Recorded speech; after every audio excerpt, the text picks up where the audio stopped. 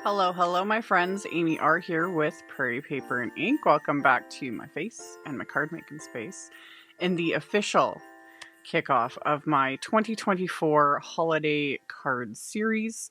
For those that might be new, first off, hello, welcome. Welcome to the chaos.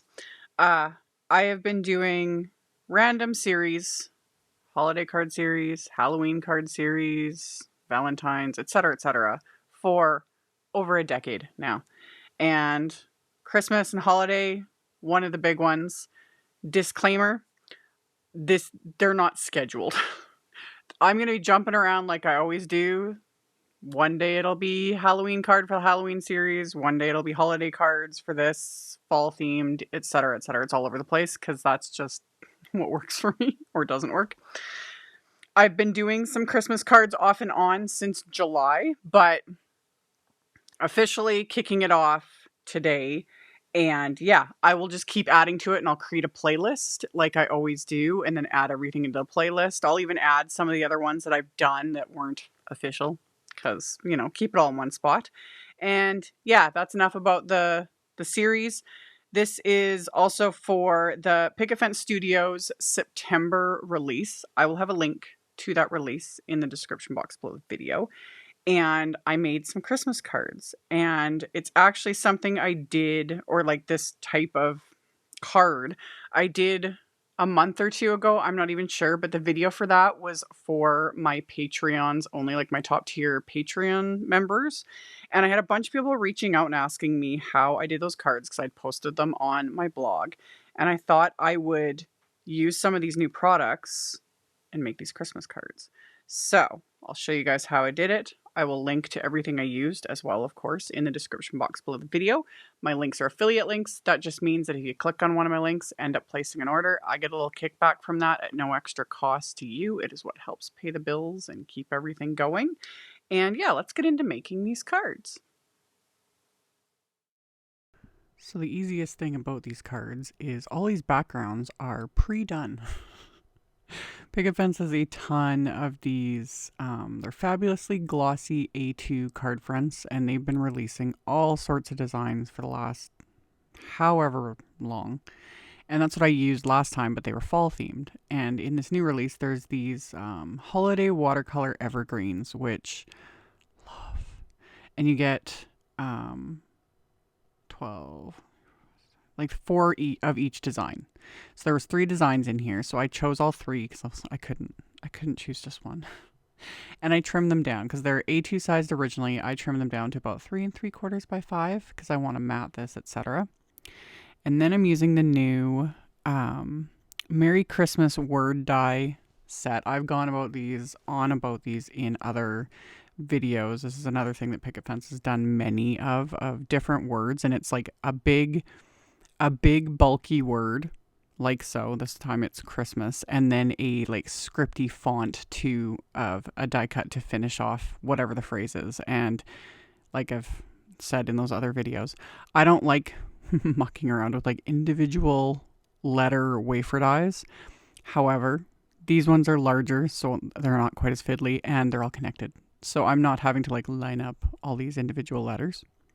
So I die cut them from the background designs, and you saw me like lining it up. I used my T-square ruler to make sure I got this straight because this is the main focus of the card, and I'm using this background, so it needs to be like that die cut needed to be straight.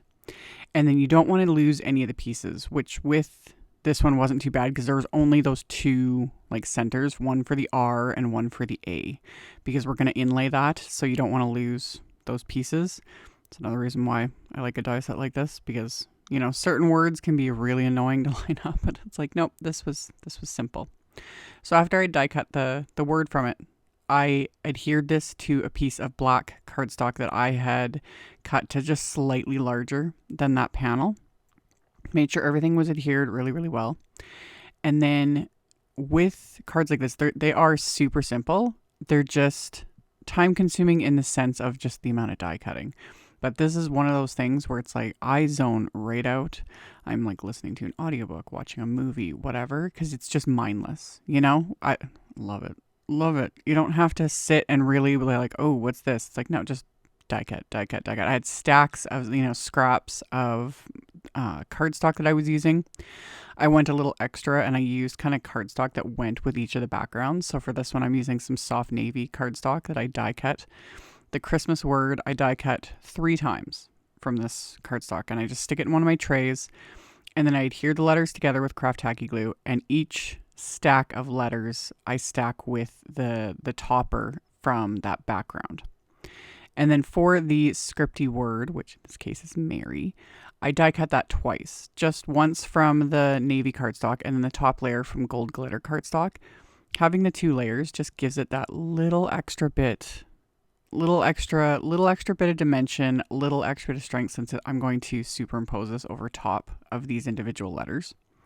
So once everything's adhered together, you just inlay them, and super simple. Like I said, there's only those 2 little centers to 2 of the letters, and when you fit them in, it creates that sort of like silhouette image, which looks one always looks better in real life, but I'll tilt these at the end of the video as well so that it stands out a little bit more.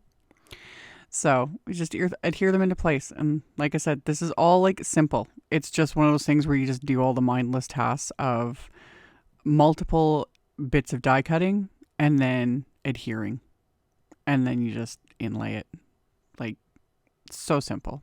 Love it. And then this way, I'm not covering up really like any of these backgrounds, because that was the biggest reason why I like a design like this. Is like, I was like, I like the background. I don't want to put anything on top of it. So this is kind of a way for me to utilize these backgrounds and still see everything. So I adhered all the letters, and then I adhere the die cut Mary right on top with its gold glitter fabulousness. And I did that with all 3 of these panels.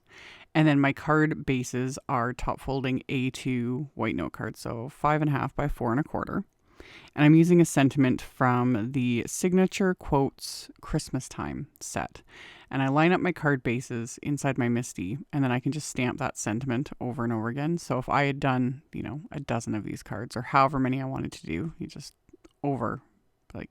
line up that stamp, ink it up, stamp it, and then just repeat on the insides of all the cards. And I stamped this with VersaFine Clair Nocturne ink. And that's all I did for the inside. Just the sentiment was more than enough. And then once I've got that stamped and that ink is dry, I'm adhering the card fronts to the card base with craft tacky glue. And I'm just using my big Glassboard Studio magnets to hold everything down. Just convenient so that I can go right on to the next one. And then once I've got the card fronts adhered, technically you could leave it here, but I'm going to add just a little bit of bling. Gotta have just that little extra bit of sparkle.